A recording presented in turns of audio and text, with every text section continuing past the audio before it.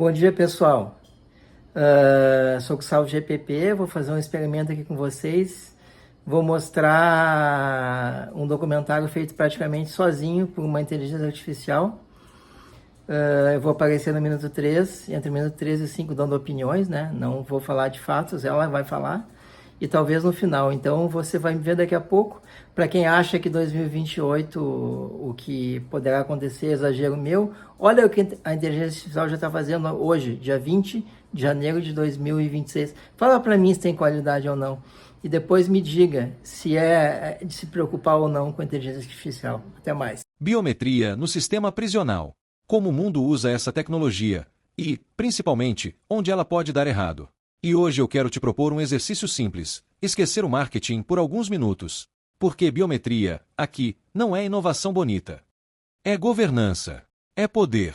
É decisão política que precisa de alta tecnologia, auditoria e competência bem associadas. Quando você vê um corredor como esse que passou aqui há pouco, e ainda passará mais algumas vezes na sequência, silencioso, limpo, automatizado. A sensação é de controle total. Portas que abrem. Rotas que travam. Acesso que autoriza. Só que por trás disso existe uma pergunta desconfortável. Quem decide o que o sistema considera verdade? Biometria é a transformação do corpo humano em código. O corpo vira senha, só que uma senha que você não consegue trocar. Impressão digital. Íris. Face. Cada traço único convertido em dado, e depois em regra. Regra de acesso. Regra de circulação. Regra de permissão. Talvez, o melhor já seria investir na tecnologia da leitura da íris, já que é mais confiável e supostamente mais blindada quanto a toda sorte de intempéries e infortúnios que a modernização irrefletida e desatualizada pode nos trazer. Ademais, em nenhum lugar, essa lógica é tão absoluta quanto nas prisões. Porque prisão é um ambiente onde tudo já é assimétrico. Em prisão, o Estado manda. A pessoa privada de liberdade obedece. E a biometria entra como uma camada nova. Ela promete reduzir conflito, só que também pode reduzir direitos, sem ninguém perceber. A impressão digital é a biometria mais comum, barata, difundida, antiga. A íris é mais cara, mais nobre, precisa, difícil de falsificar. O reconhecimento facial é rápido, sem contato, escalável, e por isso vira tentação. E a voz é a biometria invisível, autenticação remota, sem toque, sem presença. Mas agora vem a virada. Digital bruta não é igual a template biométrico. O template é uma assinatura derivada, pontos, vetores, relações, probabilidade. E isso tem consequências. Porque o template permite comparar, cruzar, inferir e rastrear, de um jeito que um documento clássico jamais permitiria. E aqui já nasce o primeiro risco estrutural. Quando o corpo vira credencial, você cria um sistema em que a pessoa não consegue sair da própria credencial. Você pode perder uma carteira ou trocar uma senha. Mas, você não troca sua digital, a sua íris, o seu rosto.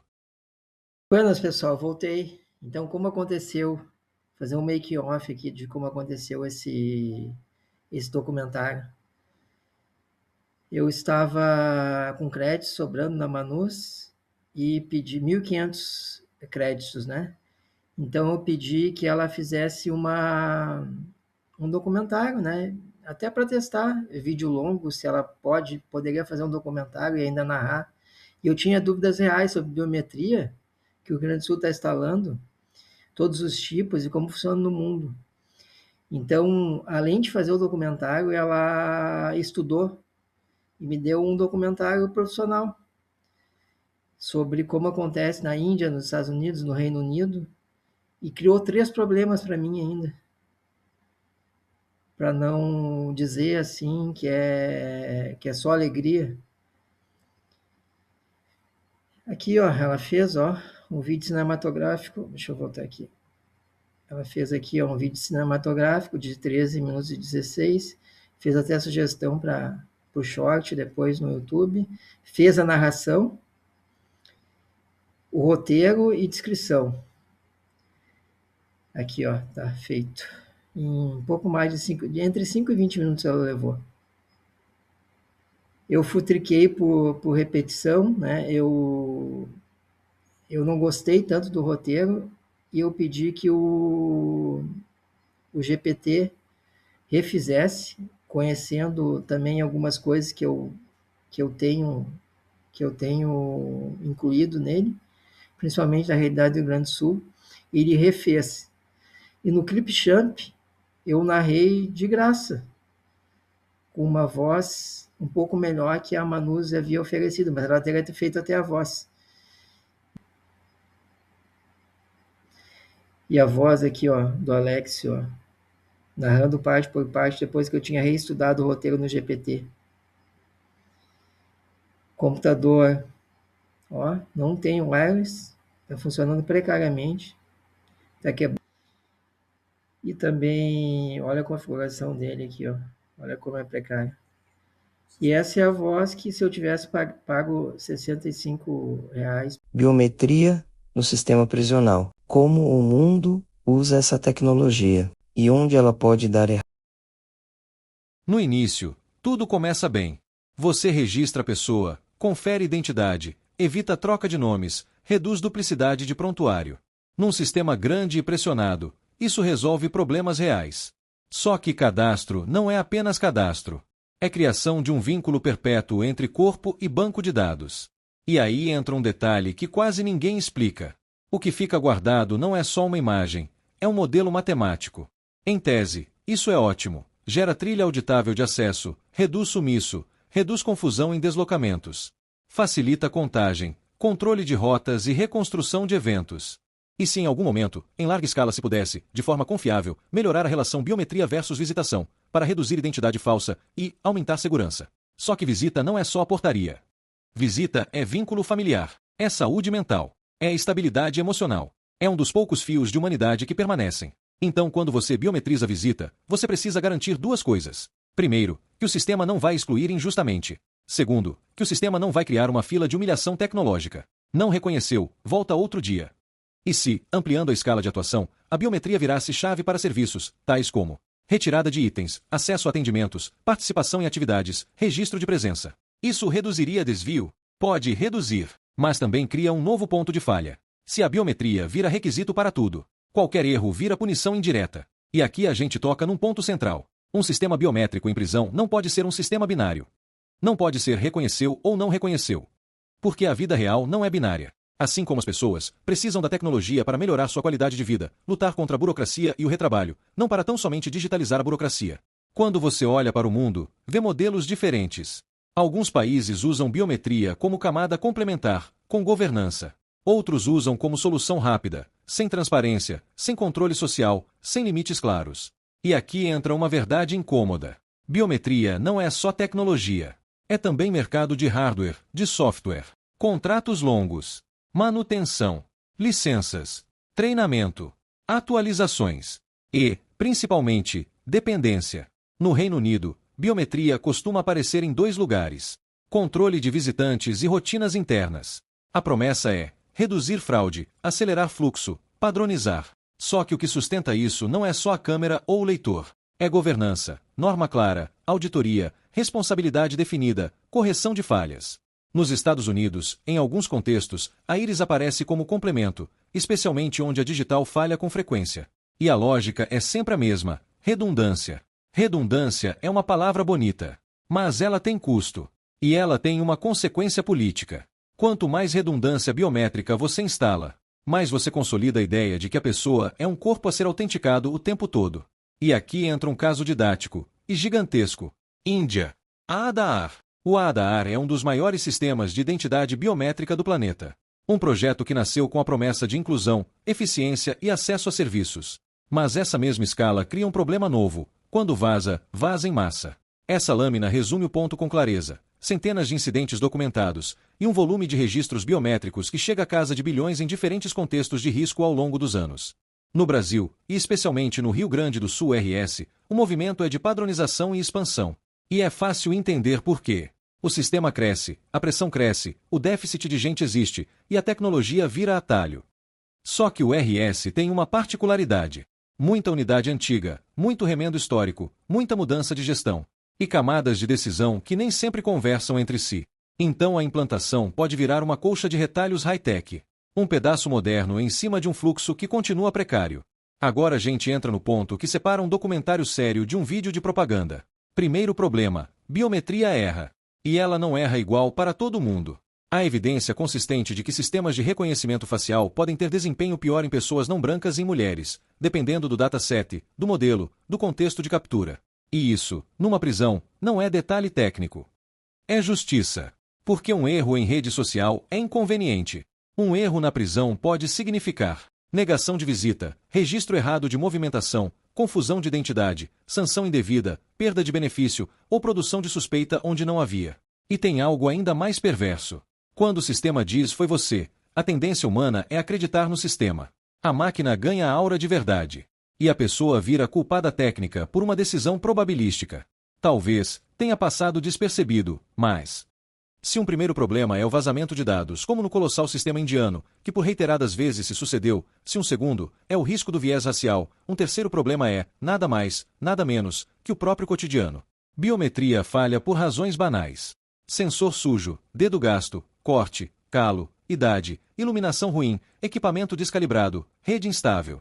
Num ambiente perfeito, isso é inconveniente. Num presídio, isso vira crise. E aqui entra uma crítica central. Se você coloca a biometria como chave única para rotinas, você instala um sistema capaz de negar acesso automaticamente, negar pátio, negar refeitório, negar visita, negar atendimento. Não porque alguém decidiu negar, mas porque o leitor não reconheceu. E uma prisão não pode operar com o princípio: se o sistema falhou, o direito falhou junto. O direito precisa sobreviver ao bug. Voltando ao problema 2, há mais o que explorar. No caso Aadhaar, a experiência indiana, já referida, o ponto mais didático não é só vazou, é como vaza. Em 2018, uma parte do escândalo não foi um hack cinematográfico, mas acesso indevido por credenciais, gente vendendo login de portais serviços ligados ao ecossistema Aadhaar por valores baixos. Isso muda o diagnóstico. O risco não está apenas em invadir a fortaleza, mas em furar a governança na borda, operadores, parceiros, integrações, portais de consulta. E quando o sistema tem escala de país inteiro, basta um corredor lateral mal controlado para virar acesso repetível e industrializado, o que foi reportado na época por imprensa e também por análises de organizações de privacidade. E é aqui que entra a governança como tema central. O Aadhaar mostra que o sistema não é uma coisa única, é um ecossistema com camadas, agências que pedem autenticação, agências que conectam, prestadores, softwares intermediários, rotinas de auditoria e compliance. Ou seja, mesmo que o núcleo seja bem protegido, o risco pode nascer nas bordas, em quem integra, em quem opera, em quem tem permissão, em como o acesso é registrado e revisado. Em linguagem simples, se você não governa as pontas, você não governa o sistema. E no ambiente prisional, onde o erro vira conflito e o dado vira poder, isso deixa de ser detalhe técnico e vira risco de Estado. De volta ao terceiro problema, o cotidiano, para a gente encaminhar as conclusões finais e trazer a realidade local. Biometria falha por razões banais, e é exatamente por isso que ela é perigosa em estrutura antiga. Sensor sujo, dedo gasto, corte, calo, iluminação ruim, equipamento descalibrado, rede instável. Em um ambiente perfeito, isso é só incômodo. Em presídio, vira crise operacional, atrasa rotinas, tensiona deslocamentos, cria discussão em portaria, trava acesso a serviços e, no limite, transforma um erro técnico em conflito humano. E aqui está o ponto duro. No RS, a biometria tende a ser básica, principalmente digital, sem a robustez que o marketing vende. Quando essa biometria básica é tratada como chave única, ela vira um sistema capaz de negar acesso automaticamente. Não porque alguém decidiu negar, mas porque o leitor não reconheceu. E um Estado não pode operar com princípio: se o sistema falhou, o direito falhou junto. O direito precisa sobreviver ao bug. No RS isso é ainda mais sensível porque a gestão é historicamente fragmentada, com múltiplas camadas decisórias, fluxos atravessados e troca de prioridades conforme o vento político. Ao mesmo tempo, se discute um desenho de carreira e de sistema, como no PLC 465, com impulso de verticalização e militarização, que pode concentrar comandos sem necessariamente concentrar governança técnica. A combinação é explosiva. Muita hierarquia com pouca transparência de processo cria o cenário ideal para a tecnologia virar autoridade invisível, sem contraditório, sem auditoria independente, sem correção rápida e sem dono claro quando dá errado. Por isso, antes de falar em mais biometria, a pergunta correta no RS é outra. Qual é o modelo de governança do sistema biométrico? Quem é o responsável final pelo dado? Quem define padrão de captura e qualidade? Quem audita o fornecedor? Quem tem acesso aos logs e por quanto tempo? Quem responde por erro, por vazamento e por uso indevido? Qual é o protocolo operacional quando falha? E quem autoriza o fallback? Aqui entra a escolha estratégica real. A solução não é biometria como verdade absoluta. O mais robusto é desenhar arquitetura híbrida e resiliente, com redundância e degradação segura, biometria como camada útil, mas com regra clara de fallback humano, checagem alternativa, registro de ocorrência e revisão posterior. A lógica tem que ser institucional, não tecnológica. Falhou o sensor, não falha o direito. E o futuro torna isso ainda mais complexo. O que vem aí não é só digital. É biometria comportamental, jeito de andar, microexpressões, padrão de fala, padrão de digitação e, no limite, modelos que tentam prever risco, prever agressividade, prever tendência. Isso pode parecer ciência, mas também pode virar profecia autorrealizável. O sistema marca alguém como risco e tudo passa a ser interpretado como risco. A pergunta mais perigosa então é inevitável. Quem define o que é desvio? Quem decide o que é suspeito? Quem programa o algoritmo? E com quais valores embutidos? Quem audita a moral do modelo? Então, se biometria vai existir no sistema prisional, e tudo indica que vai, o debate não é sim ou não. É como. E como significa governança antes de hardware, redundância humana, auditoria independente, segurança de dados e responsabilidades claras. Sem isso, é só mais uma camada tecnológica em cima de uma máquina antiga, e o risco não diminui, ele só fica mais difícil de enxergar. A discussão está aberta, e precisa acontecer agora. Antes que a tecnologia decida por nós, silenciosamente, e depois a gente só corra atrás do estrago. Eu sou Gustavo GPP. E esse foi um olhar direto, sem maquiagem, sobre biometria no sistema prisional. Vídeos longos no canal Gustavo GPP.